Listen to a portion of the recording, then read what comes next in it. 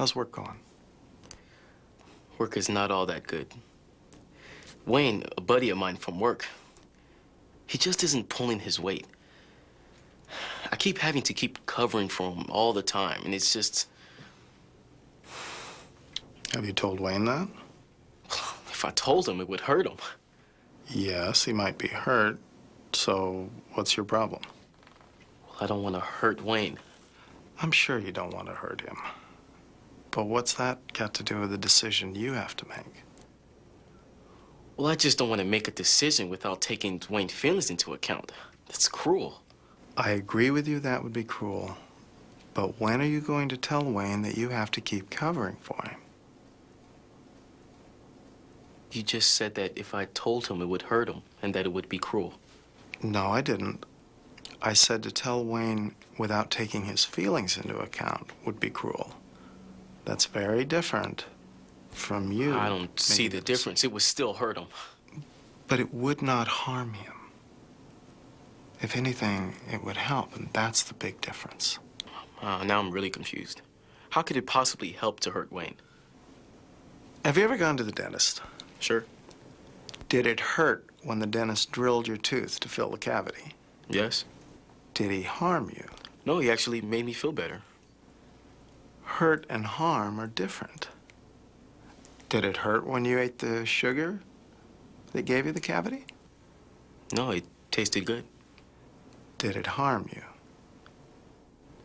Yes. That's my point. Things can hurt and not harm us. In fact, they can be very good for us. And things that feel good may harm us and be very bad for us.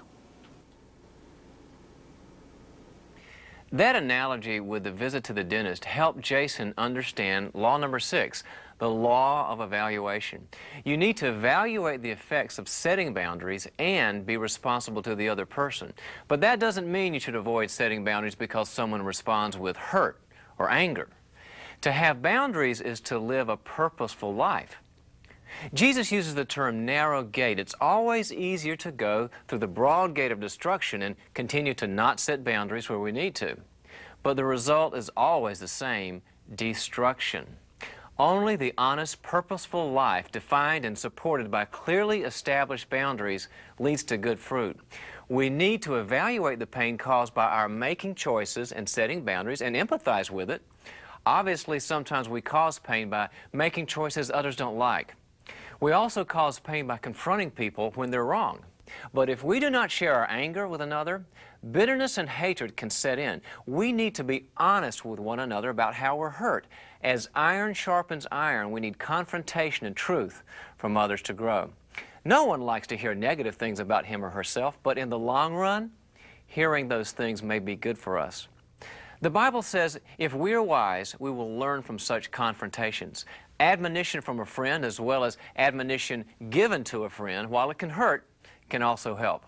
And that is law number 6. We need to evaluate the painful effects caused by setting boundaries and by the confrontations that come with enforcing those boundaries, and we need to see how that hurt is helpful.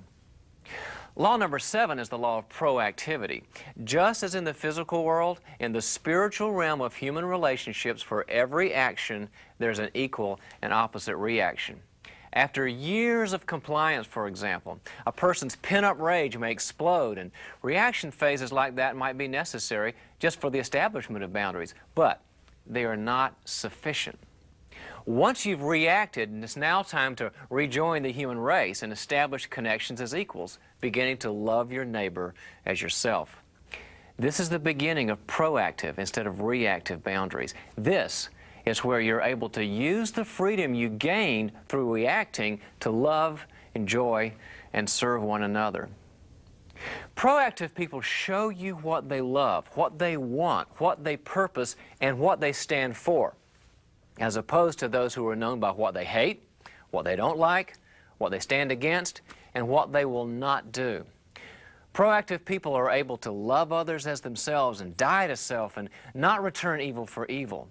Spiritual adulthood calls you to own your own reactive period and feelings and then move on from that stage. A reactive stage is necessary, but it's just a stage.